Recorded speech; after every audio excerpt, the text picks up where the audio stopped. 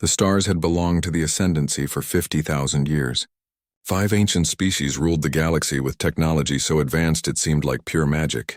They could reshape planets with a thought, transfer their minds between bodies, and build weapons that could crack worlds in half. No one challenged them. No one dared. The Ascendancy's ships moved through space like silver ghosts, their hulls made of materials that shifted and flowed like liquid metal. Their sensors reached across light years, mapping every corner of the galaxy. They knew about every civilization, every species, every world. They decided who would rise and who would fall. When they found Earth, they barely noticed it at first. Just another blue planet orbiting a yellow star in an unremarkable arm of the galaxy. The creatures living there were primitive. They had barely touched their own moon.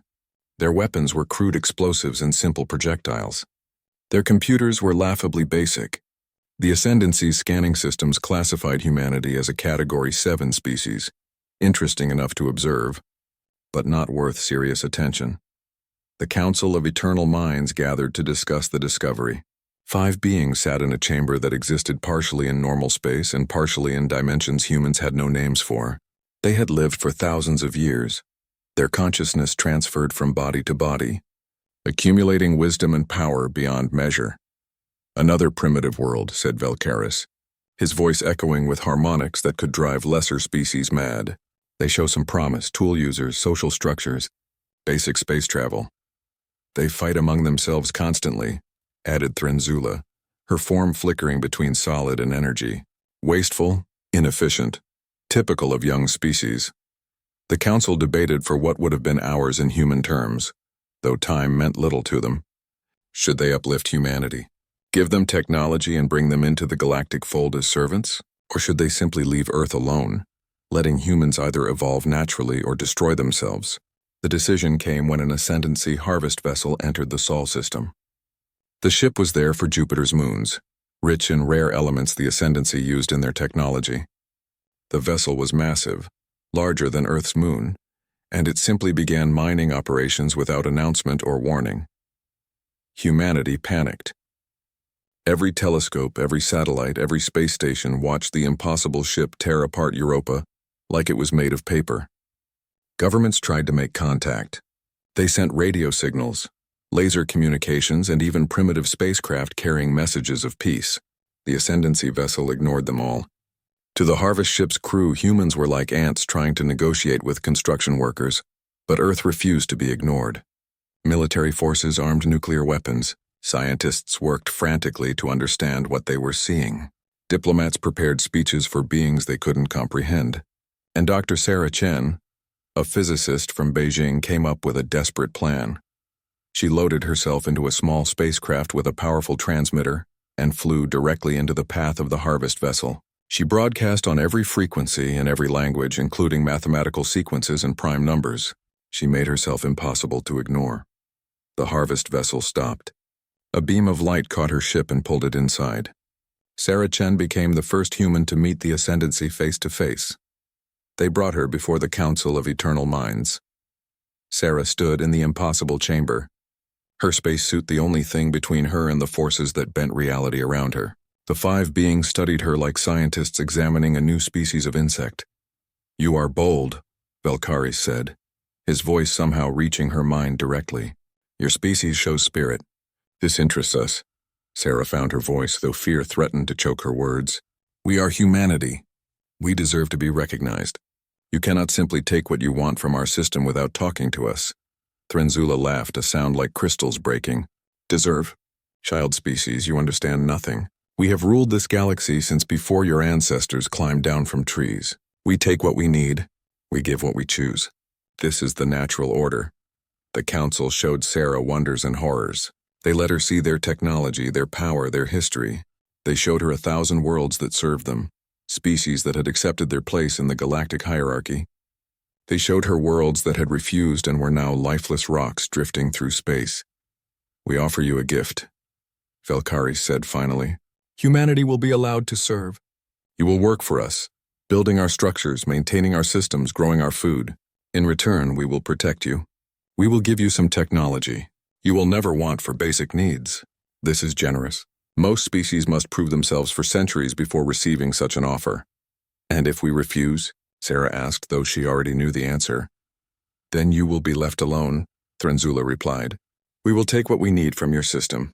Your species will likely destroy itself within a few centuries, as most primitive species do. Or perhaps you will survive and eventually be ready to serve. Either way, it matters little to us. They released Sarah back to Earth, giving humanity 1 year to decide. The message was clear. Bow down and live as servants or be ignored until extinction. There was no third option. The Ascendancy had made the same offer to 1,000 species before, and the answer was always the same. But they had never met humans before. They had never encountered a species that would look at impossible odds and choose to fight anyway. The Ascendancy thought they understood everything about the galaxy. They were about to learn how wrong they were. Sarah Chen returned to Earth a changed woman. She had seen the face of godlike power and survived. More importantly, she had stolen something the Ascendancy never thought to protect: information. While the Council of Eternal Minds had displayed their wonders to intimidate her, Sarah's suit had been recording everything. Every energy signature, every material composition, every technological principle she could scan. The Ascendancy had been so confident in their superiority, they never considered a primitive human might be gathering intelligence. Earth's governments erupted into chaos. The President of the United States wanted to negotiate. The Chinese Premier advocated for acceptance with plans for eventual rebellion. The European coalition suggested hiding, spreading humanity to distant colonies before the Ascendancy noticed. India proposed a spiritual approach, trying to appeal to the Ascendancy's better nature. Russia wanted to fight immediately. The arguments went on for weeks while Sarah and thousands of scientists worked in secret. They studied the data she had brought back, breaking down the fundamental principles behind Ascendancy technology. What they discovered changed everything. They're stagnant, Sarah told the Secret Council of world leaders and scientists. Their technology is incredible, yes, but it's old. 50,000 years old. They haven't truly innovated in millennia. They maintain their devices. They build new ships using ancient templates, but they don't create anything fundamentally new. How does that help us? The American president asked. Their ancient technology can still destroy planets. Sarah smiled grimly. Because we innovate constantly, we adapt. We find new solutions to problems.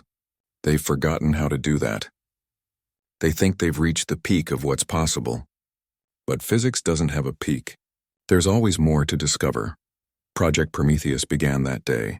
Hidden in bunkers across Earth, in secret moon bases and in hollowed-out asteroids, humanity's best minds worked on a single goal: understand Ascendancy technology and surpass it. Not copy it, not steal it. Truly comprehend it and make it better. The project seemed impossible. Human scientists were trying to match 50,000 years of advancement in less than 1 year, but humans had something the Ascendancy had lost: desperation, creativity, and the knowledge that failure meant extinction. They made breakthroughs that should have taken decades. A team in Tokyo discovered how to manipulate quantum fields in ways that bent space itself. Scientists in Geneva created materials that existed partially in multiple dimensions. Researchers in Sao Paulo unlocked the mathematics behind matter manipulation. Each discovery built on the last, creating a cascade of innovation. But 6 months into the project, the Ascendancy's patience ran out. A smaller fleet appeared over Mars, where humanity had established colonies holding over 1 million people. The Ascendancy's commander sent a simple message: your time for debate is over. Accept our offer or face consequences. Earth's governments were still arguing about the response when the Ascendancy ship fired. A beam of impossible energy struck the main Martian colony. The entire settlement simply ceased to exist. Buildings, people, everything converted into sand particles scattered across the red sand. 1.2 million humans died in 3 seconds. The broadcast reached Earth seconds later. People around the world watched the footage in horror and rage. The Ascendancy commander appeared on every screen, his alien features twisted in what might have been contempt. This is the price of defiance. We will return in 1 month for your final answer. Choose wisely. The debates ended. Earth had one voice now, united by grief and fury. The Secretary General of the United Nations stood before the cameras and delivered humanity's response to the galaxy. Her voice was steady, carrying the weight of billions. We are humanity. We have received your ultimatum and witnessed your cruelty. We have seen what you offer: A life of servitude, of being less than we are. We have seen what you threaten, annihilation for daring to stand free. We have considered both options carefully. She paused, and every human watching knew what came next. Our answer is no. We will not serve. We will not kneel. We will not trade our freedom for safety. If death is the price of remaining human, then we will pay it. If you want our world, you will have to take it from our cold, dead hands. We are done talking. Come and face us. The broadcast ended. Across the galaxy, 1,000 species watched in disbelief. Some admired humanity's courage. Most thought humans had simply chosen suicide. The Ascendancy's response was swift and decisive. The Grand Fleet assembled. 300 world-killer ships, each one capable of cracking a planet's crust. It was the largest military force the Ascendancy had mobilized in 10,000 years. They broadcasted their intentions across all galactic channels. This would be a lesson, a demonstration. Other species would watch humanity burn and remember the cost of defiance. The fleet began its journey to Earth. 6 months of travel time. The galaxy watched and waited for humanity's extinction. In the hidden laboratories of Project Prometheus, Sarah Chen and her team worked without sleeping. They had 6 months to achieve the impossible. 6 months to turn theory into weapons. 6 months to give humanity a chance. On the project's final day, hours before the Ascendancy fleet arrived, Sarah stood before the first squadron of human warships. They looked nothing like the primitive vessels humanity had flown before. These ships bent light around their hulls, flickered between dimensions, and carried weapons that manipulated reality itself. "It's not enough," one of the military commanders said, looking at the 50 ships they had managed to build. 50 ships against 300? We'll fight, but we'll lose. Sarah looked at the vessels, thinking of the 1,000,000 dead on Mars, thinking of Earth's billions holding their breath. "Numbers don't tell the whole story," she said quietly. "They have 300 ancient hammers. We have 50 precision scalpels. Let's show them what humans do when you threaten everything we love." The Ascendancy fleet entered the Sol system, confident and ready to broadcast humanity's end to the galaxy. They had no idea they were flying into a trap. News of humanity's refusal spread across the galaxy like wildfire. On 1,000 worlds, billions of beings watched the broadcasts with fascination and horror. The Ascendancy had ruled for so long that most species couldn't remember a time before their dominance. Defiance was unthinkable. Survival meant submission. The enslaved species whispered among themselves in whatever ways they could. The Kretal, whose world had been conquered 3,000 years ago, gathered in secret meetings. The Yorvesh, who had served for so long they had forgotten their original language, passed messages through underground networks. The Merendi, whose bodies had been genetically modified to better serve their masters, dared to hope. "Did you see the humans?" they asked each other. "Did you see them refuse?" But along with hope came dread. Everyone knew what happened to species that defied the Ascendancy. The galaxy's history was filled with dead worlds, civilizations that had said no and were erased as examples. Humanity's courage was admirable, but most species saw it as beautiful suicide. The Ascendancy encouraged this thinking. They made humanity's last stand into entertainment.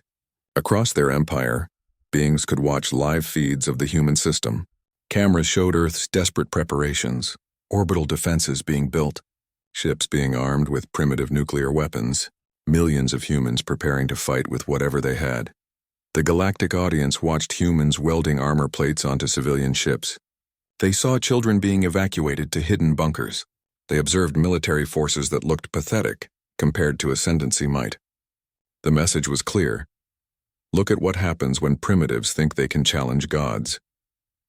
On the world of Krelxa, an old being named Krelxan watched the feeds with tears running down his scaled face. His species had been among the first conquered by the Ascendancy, back when they still had the spirit to fight. He remembered the stories his grandmother had told him about freedom, about the days before the ships came. Krelxan did something dangerous. He used a hidden transmitter, one of the few remaining from the rebellion that had failed centuries ago, and sent a message to Earth.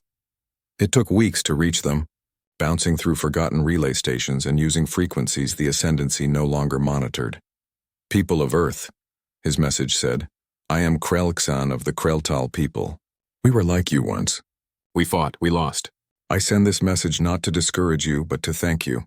You have given us something we thought lost forever. Hope. Even if you fall, even if your world burns, you will be remembered. Every slave species in the galaxy will tell stories of the humans who refused to kneel. Die well, brave ones. Die free. Sarah Chen received the message in the command center deep beneath Geneva. She played it for the assembled leaders and soldiers. No one spoke for a long moment after it ended. "We're not dying at all if I have anything to say about it," Sarah finally said. But her voice was gentle. She composed a response and sent it back, knowing Krelksan might not receive it in time. "We hear you, Krelksan. We fight not just for ourselves, but for all of you. Watch carefully. The Age of Gods is ending." The Ascendancy's grand fleet arrived at the edge of the Sol system exactly on schedule. 300 massive ships, each one a technological marvel that had conquered countless worlds. The fleet's commander, Grand Admiral Zexthor, had led campaigns for 2,000 years. He had destroyed 43 civilizations. He was looking forward to making it 44. Zexthor activated the galactic broadcast from his flagship. His image appeared on screens across 1,000 worlds. Beings of the galaxy witnessed the price of defiance. The humans chose extinction.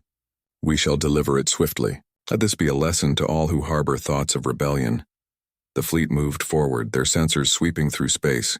They detected Earth's defenses, orbital platforms with nuclear weapons, a few dozen ships with primitive engines, millions of mines scattered through the asteroid belt.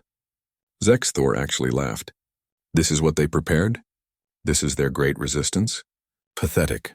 The Ascendancy ships activated their weapons, energy building in systems that could glass planets. They entered the inner solar system in perfect formation, confident and unstoppable. The galaxy watched, waiting for the moment when human defiance would end in fire and light. Then something impossible happened. Space itself seemed to tear open around the Ascendancy fleet. Human ships appeared from nowhere, not traveling through normal space but emerging from quantum probability fields.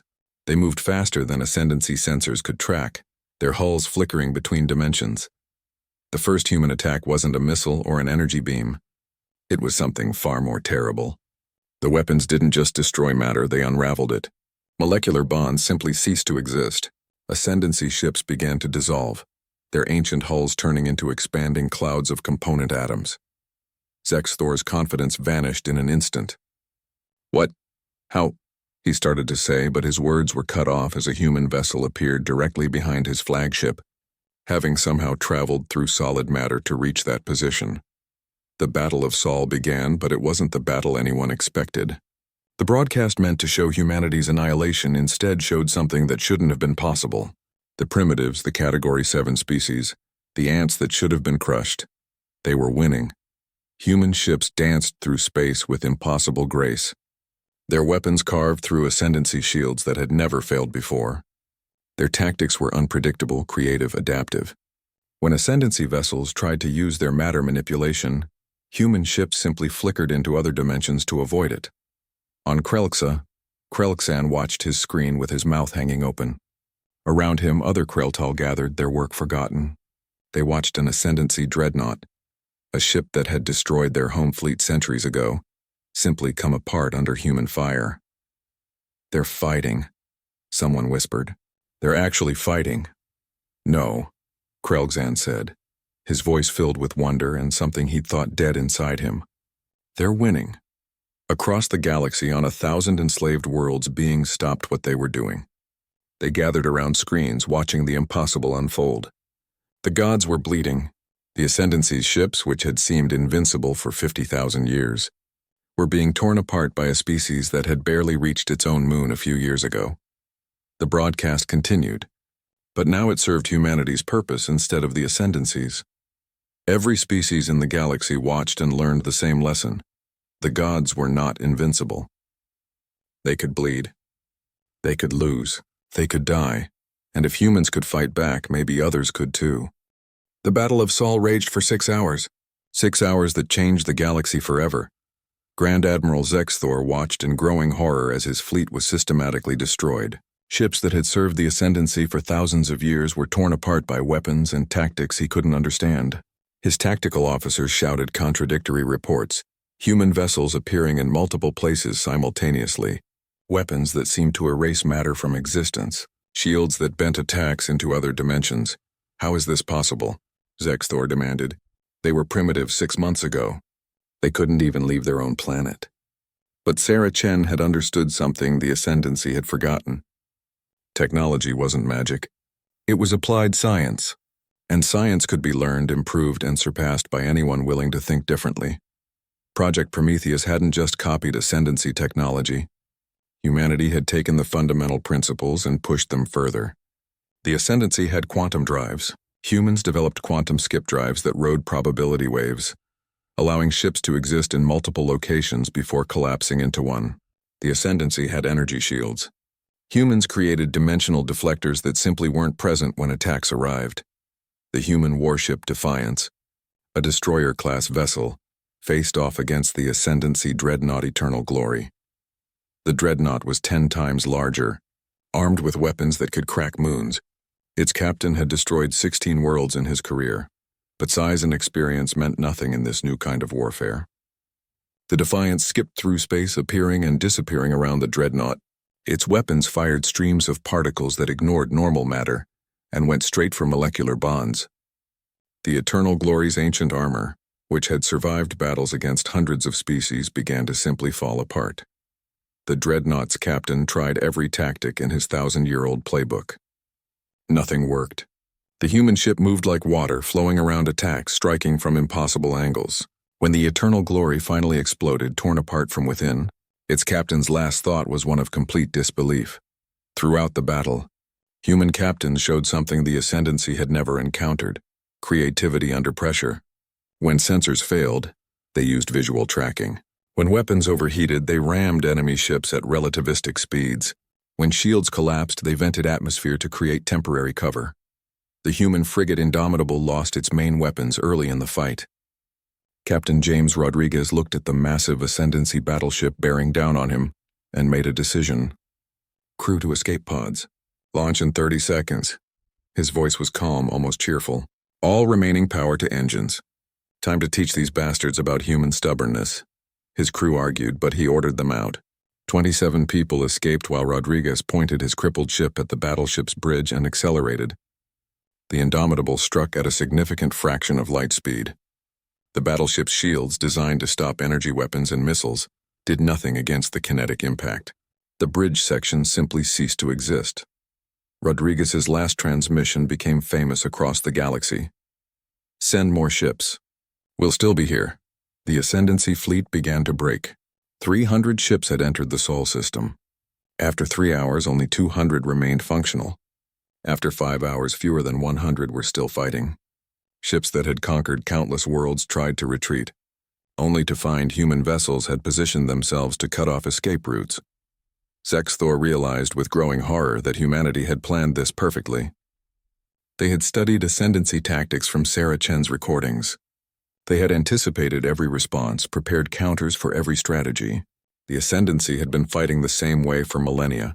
Humans had learned their patterns in months and exploited every weakness. All ships, full retreat, Zexthor ordered. His pride was shattered, but survival mattered more. Emergency jump, maximum distance. The remaining Ascendancy ships tried to activate their faster-than-light drives. Half failed. Human weapons had somehow damaged their jump systems without destroying the ships. Those vessels were quickly overwhelmed and captured. The rest managed to escape, jumping blindly away from the Sol system. Zexthor's flagship was among those that escaped, but barely. His ship was damaged, his fleet destroyed, his reputation ruined. Of the 300 ships he had commanded, only 43 had survived to jump away. It was the worst military defeat in Ascendancy history. As his ship fled through the void between stars, Zexthor watched the recordings of the battle. He saw human pilots performing maneuvers that should have killed them from the G-forces alone. He saw human ships damaged almost beyond function continuing to fight. He saw humans sacrificing themselves to protect their world with a ferocity the Ascendancy couldn't understand. What are they? His tactical officer whispered, watching the same footage. Zexthor had no answer. Back in the Sol system, Sarah Chen stood in the command center as victory reports came in. 257 Ascendancy ships destroyed, 43 escaped. Human losses: 19 ships destroyed, 8 more too damaged to repair quickly. Crew casualties were heavy, but Earth survived. She activated the long-range transmitter, knowing her message would take time to spread across the galaxy, but confident it would reach everyone eventually. Her face appeared on the same channels the Ascendancy had used to broadcast humanity's expected annihilation. People of the galaxy, I am Dr. Sarah Chen of Earth, speaking for humanity. You have just witnessed the Battle of Sol. The Ascendancy came to destroy us for refusing to serve. They failed. Their ships are debris. Their fleet is broken. Their myth of invincibility is shattered. She paused, letting the weight of those words sink in across 1,000 worlds. We are humanity. We do not serve. We do not kneel. We do not forgive those who slaughter our people. The Ascendancy murdered 1.2 million humans on Mars as a warning. Today we answered that warning. We are not prey. We are not slaves. We are free beings, and we will remain free. Her expression hardened. To the Ascendancy, leave us in peace. Leave all species in peace. Your age of domination is ending. We did not seek this war, but we will finish it if you force us. She paused again, and when she spoke next, her voice carried hope.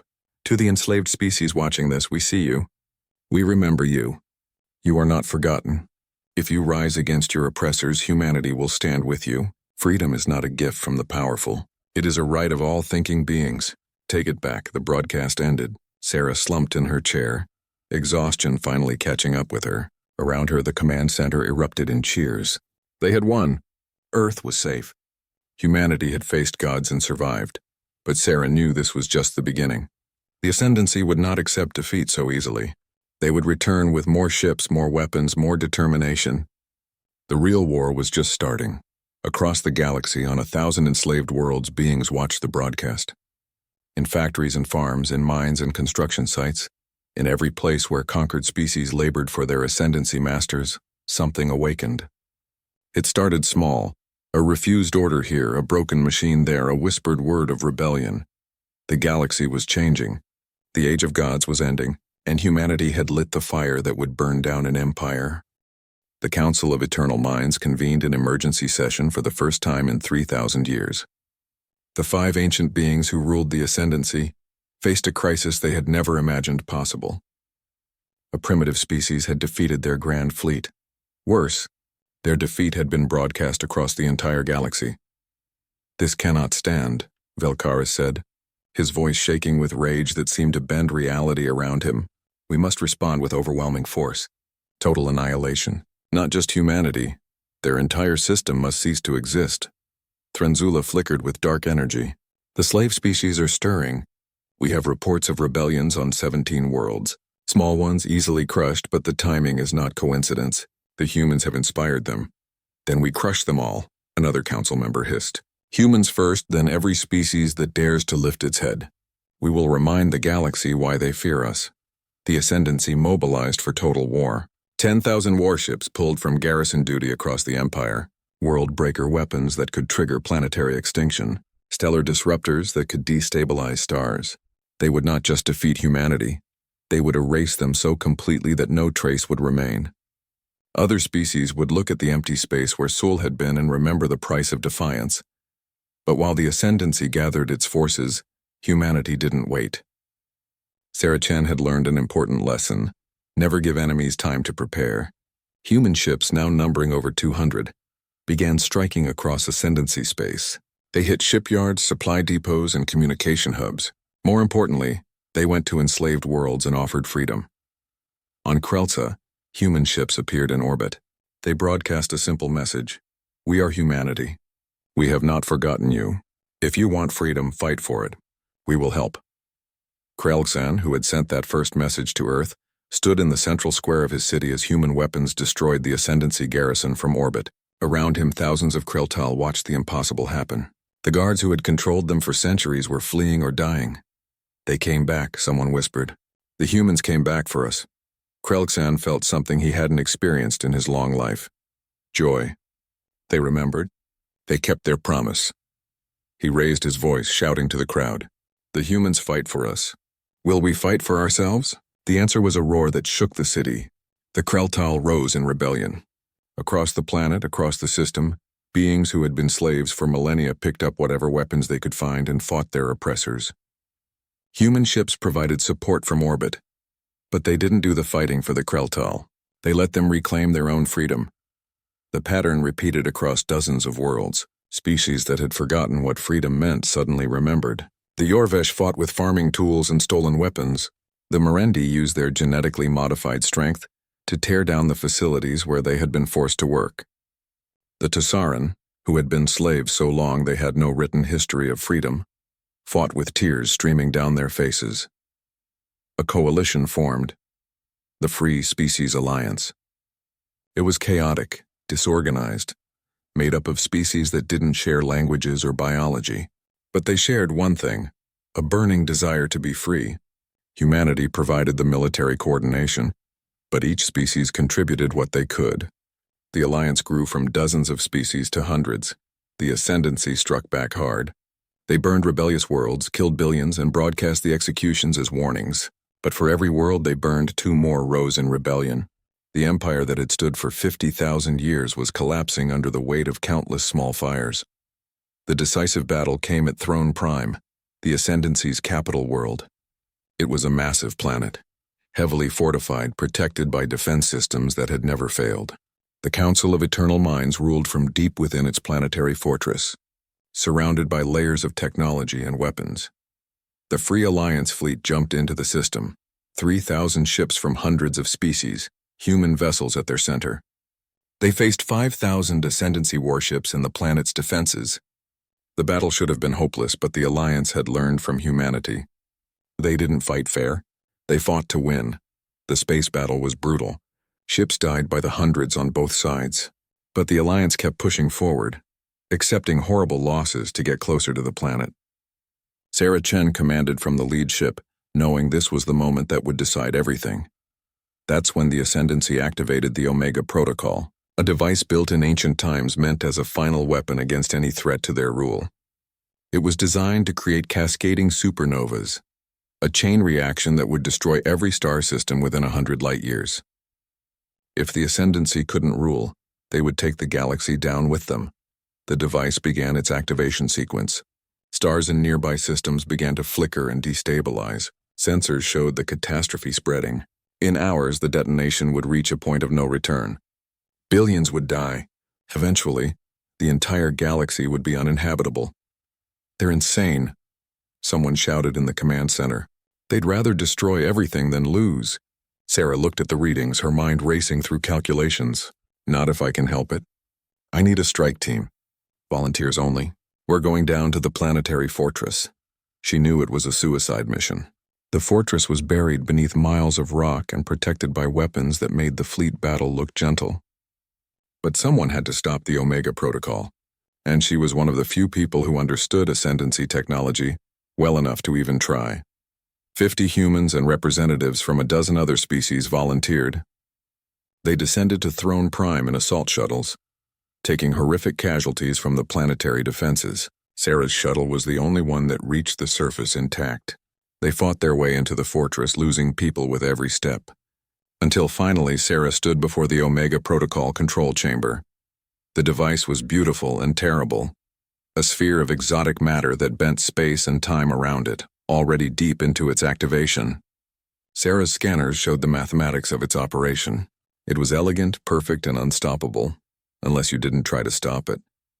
Sarah's fingers flew across her portable computer, running calculations that would have taken years for anyone else. She wasn't trying to turn off the Omega Protocol. Instead, she was reprogramming it, converting a weapon of extinction into something else entirely. The Council of Eternal Minds appeared, their consciousness projecting into the chamber. You cannot stop it, human. The galaxy will burn. You're right, Sarah said, not looking up from her work. I can't stop it, but I can change it. With a final keystroke, she uploaded her new program. The Omega Protocol's energy signature changed. Instead of cascading supernovas, it released a massive electromagnetic pulse tuned specifically to Ascendancy technology. Every Ascendancy ship in the system simply stopped working. Their engines died. Their weapons powered down.